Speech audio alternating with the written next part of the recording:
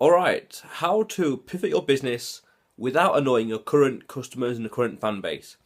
It is about finding and defining a new kind of audience that are very similar or not too similar to your current one that you can appeal to and educate and sell to, while at the same time maintaining relations with your current customers and adjusting your business to accommodate the new tastes and new standards that these new people bring. There is this thing, I'm not quite sure what it's called, like a product curve or like a curve talking about how a product or service or a business can go mainstream.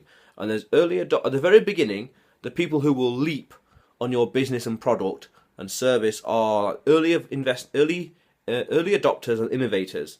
These two people straight away will jump at the opportunity, the minute waiting, and they see the long-term potential about using your business and product. Now, the people after that, the early majority and the late majority, that's where as soon as you start appealing to them, your business goes mainstream, and that's also where the majority of the money comes in. There's two ways around pivoting your business without annoying your customer base. There's one, defining more customers within the innovators and the early adopters that are very similar to your current existing audience. For example, my hemp business, one of my early innovators kind of customer persona are people that love hemp but don't know where to buy it. So I can change that slightly and say people that love hemp but didn't know that you could buy it. So I'm then going to find people and I'm going to define what kind of gender, what kind of age, what kind of income, what kind of demeanour, how would they react to positive and negative and different kinds of news, and defining them through the customer persona, which I talked about in the previous videos, as well as there's a link in the blog, there should be a link in the description to the blog where I talk about customer personas.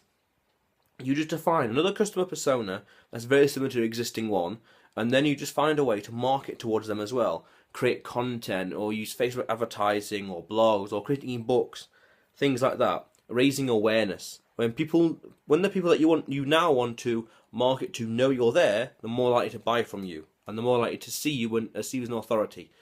Other way is recognize that you've more or less got as many of the early adopters and the innovators as possible, then go into the late majority. Define who the late majority kind of people and audiences are in your field. So for the hemp business, again, it'll be people who have heard of hemp but think it's illegal, therefore don't dare touch it.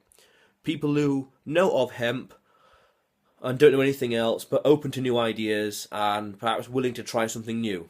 So you can there's no limit to how many personas you can create. Create a new persona, define everything, keywords, phrases, understand everything from a psychoanalysis, from a personality, personality, character traits, personality type angle. Define everything and understand their problems. No matter which path you take, slightly pivoting or creating new personas on the curve, define their problem, solve it, and market to that problem. And then, as you begin to create as then you start appealing to new people, you will need to reinvent the business in some way. The colour scheme, the wording, the layout, things like that. Because these new audiences that you bring in will have different standards, will have different tastes, will have different viewpoints, they'll have different backgrounds. Take the hemp business, they'll look at hemp with a preconcept. Some of them will look at it with a preconception of this is for stoners, this is a drug. They will see it as that, and you've got to bridge that gap, that kind of like that bridge of perception almost. There's a new phrase right there.